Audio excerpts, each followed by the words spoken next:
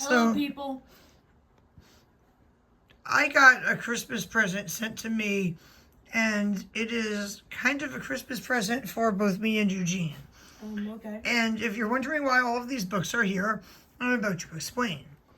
So, I'm tired. about 2 years ago, I think I got these, and they're sets of all these small cookbooks that come in binders that can be removed. And all of these are like $2 for free.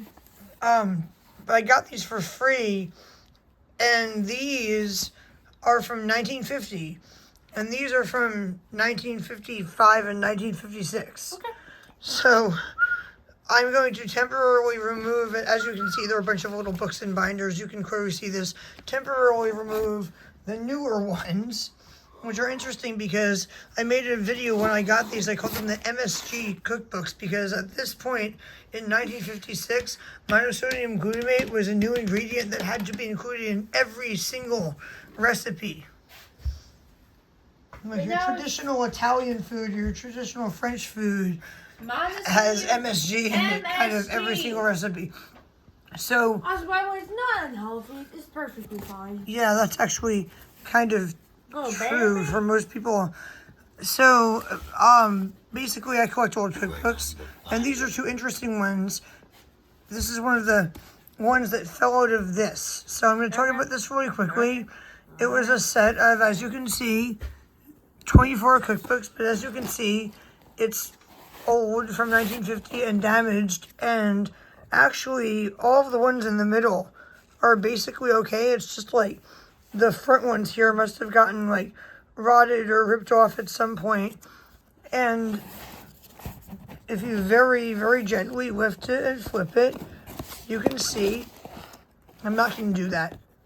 Eugene, put your hand there. My bookmarks are falling out. I have to set my phone down. I'm trying to record this all in one clip.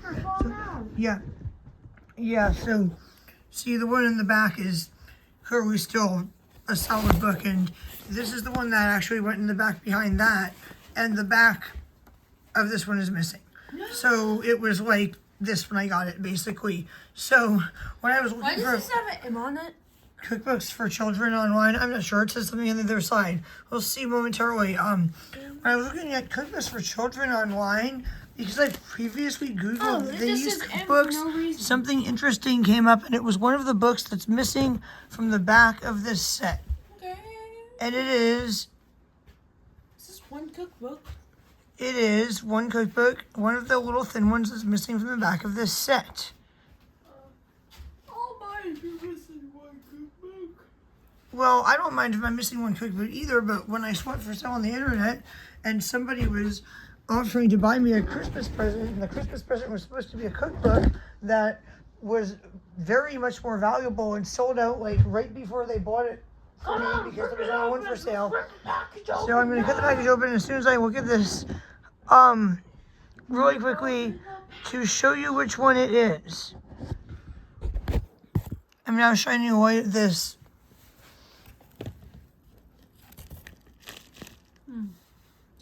I am trying to see if it is actually on here. It might be actually from the second set of these cookbooks, or from ones from a different year, or I might just not be seeing it. Hang on a second. I'm like opening this. No, it is here. I just didn't see it. Sorry, one of the lights went out in my kitchen. Now I am seeing it. Here, I'm opening this. See, I just showed you the Meals for Two cookbook. Open that very carefully. And where did my Meals for Two cookbook go? We got Oh yes, it went bubble here. wrap. And this is a very interesting cookbook. Yay. And it has interesting recipes like, I'll show you momentarily. I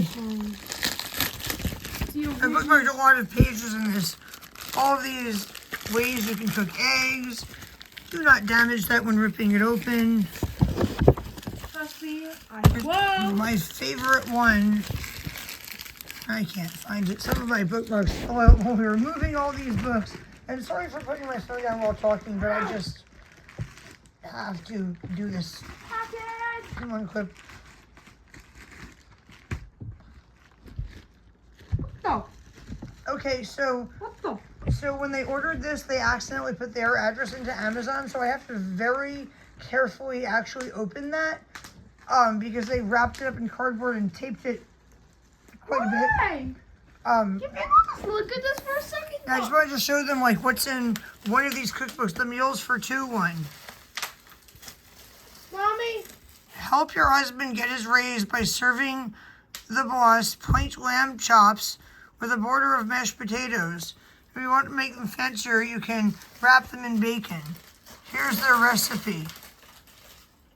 Just pause the video and just read this. You know what? So Here's the ridiculous crap that Yes. people have to deal with. this is, don't say that word. This is, oh, edit that out. I just said I'm recording this video in one clip without editing. So what we have here is a pretty much mint condition of one of the books missing from this set. Bodybuilding Dishes for Children, which is obviously not stained or water damaged, and obviously wasn't on somebody's like shelf in their kitchen, being the set of cookbooks they used for years. It stayed in their useless poop pile. Okay, don't say anything else in this video because I'm not editing this, but this is a pristine copy of this book. And I'm putting my phone down, and I'm going to open it, and I'm going to look at what bodybuilding recipes for children from the 1950s were, because I guarantee you it's going to all be like high-calorie meals trying to get like more fat and protein into your children's diet at a time when food was far more scarce than now. These are always interesting to look through. And we are also fans of several different YouTubers that make recipes out of old cookbooks like Tasting History or Auntie Chef.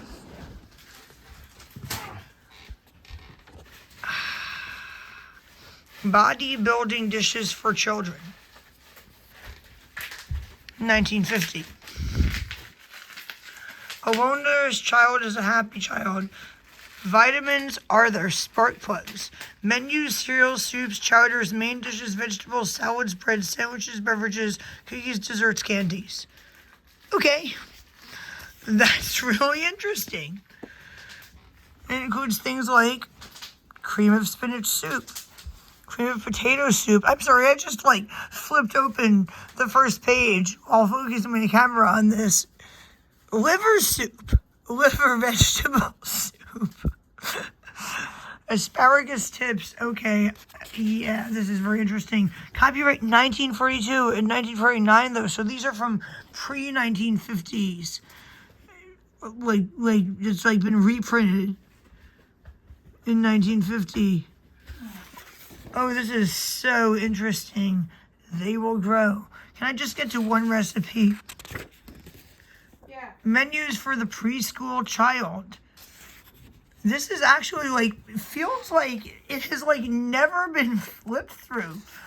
I'm getting a little surprise here. Friday's lunches, eggs and tomato cases, cottage cheese and watercress, sandwiches, peaches and cream and milk. Okay, that's really interesting. Here's a recipe for cornmeal mush.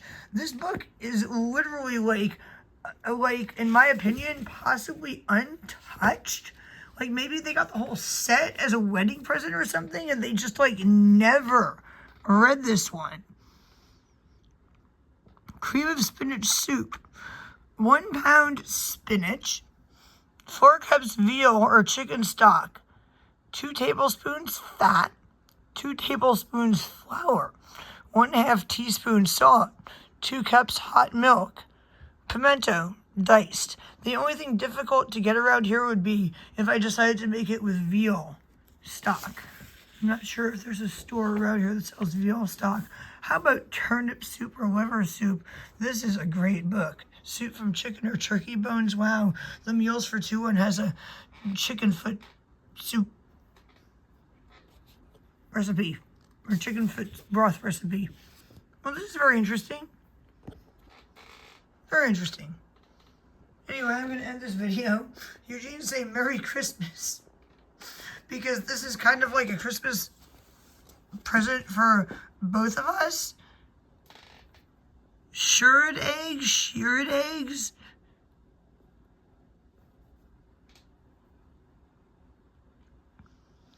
poached eggs in crustades on the holiday table make even the snowmen bounce with glee.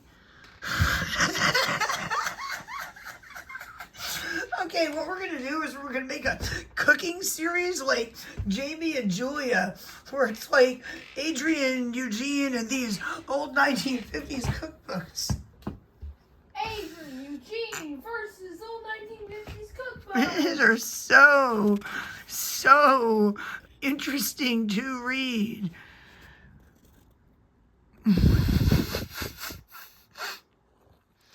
Mock duck. Like you use lamb and salt pork or bacon and salt and pepper to make your lamb taste like duck, because at that time probably lamb was cheap and duck was expensive. I will not be using salt pork or bacon. I will be using my homemade salted beef fat. This is very interesting. Very interesting. I knew this was going to be interesting, and it looked in good condition in the picture, but I didn't know it was going to be brand new. 1 beef or 2 veal hearts. Prune or sage stuffing. See, this is where you get to having to Google how to follow these recipes. And if you've seen any YouTuber who makes cooking videos based on these old recipes, you will understand exactly what I'm talking about, because what is prune or sage stuffing that you would put into 1 beef or 2 veal hearts? Where do I get a veal heart right now? I may be able to get a beef heart, but I'm not sure if it would be a whole one. It might be like slices of beef heart. Not sure about veal. And what is prune or sage stuffing? Well, I'll have to look it up on Google. Very interesting. See, I told you it was going to be all these like high fat, high protein, weird recipes, and recipes for like vegetables that they were trying to get people to eat because they didn't have enough food. Remove the choke care-fillet before filling chokes with cheese sauce for children. Okay.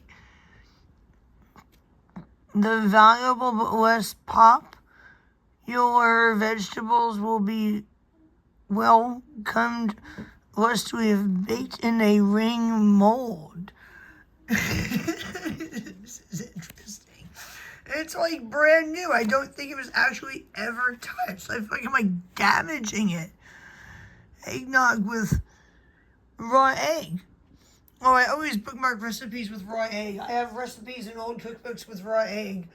And some of them just tell you to put raw egg in things and eat it. And at some point, like some year, I guess people started getting sick from this. So I have cookbooks that say, warning, the UST just announced that raw egg is dangerous.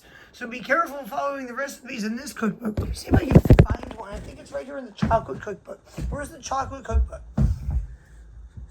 Ridiculous. Where's the chocolate cookbook? I put it here. Oh, it's at the bottom of the entire pile of like my books, of course. Let's do this really quickly. Boom, I got it out. There's one page I have bookmarked in it because I'm not really a big fan of chocolate or chocolate desserts. I'm actually on a very low sugar, low carb diet. And I, for the most part, rarely put sugar in my coffee and avoid consuming sugar. But this is the one that I bookmarked because it says, caution, because of the probable threat of salmonella, a bacteria that causes food poisoning. U.S. government officials recommend that the very young, the elderly, pregnant women, people with serious illnesses or weakened immune systems not eat raw or lightly cooked eggs. Keep this in mind and consume raw or lightly cooked eggs at your own risk. So this cookbook about all these chocolate desserts is from, what year is it from? Oh, there's Post-it notes, great. What year was it when they suddenly announced that raw egg could be dangerous? 1991. This is 1991, which goes along with like me starting to hear that it was dangerous when I was a child, and my parents saying, "Oh, we used to eat Caesar salads, or they'd crack a raw egg into it at the table, but now they say that's dangerous." Yeah, and eating like soft-boiled eggs, putting them in Caesar salads instead. Hocus pocus. Depending on where you live, it's true or not true. Like raw eggs from Japan or raw eggs from your home chickens or raw eggs from France might be safer than raw eggs from the grocery store in America. But you can do something called coddling the egg, where you just like boil it for like a few seconds to sterilize the surface, because the bacteria is usually on the surface and not in the inside of the egg itself, to make it like almost like a raw egg, or you could just soft boil it. But yeah, very interesting. There's one cookbook I have that's like recipes for children, like Hawaiian recipes for children. Was that one right here?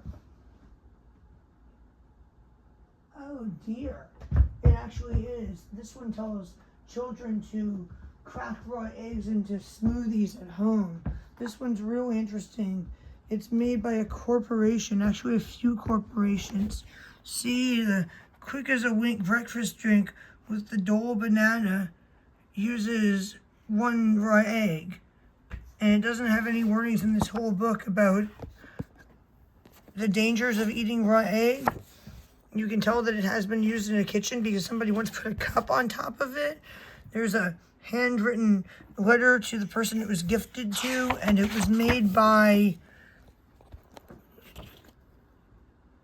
basically a bunch of corporations: Castle and Cook Foods, Dole, Bumblebee, Hawaiian Kids, Registered Trademarks of Castle and Cook Foods. In what year? Where's the year? I don't see the year on this yet. Tells you how to pronounce Hawaiian. Did I miss the year? 1 moment. You're going to bed in 1 moment. Oh yeah, 1975. No, I'm going to bed right now. He's going to bed right now. I'll be gone from this YouTube video. Good night. Merry Christmas to both of us. We'll go through it together.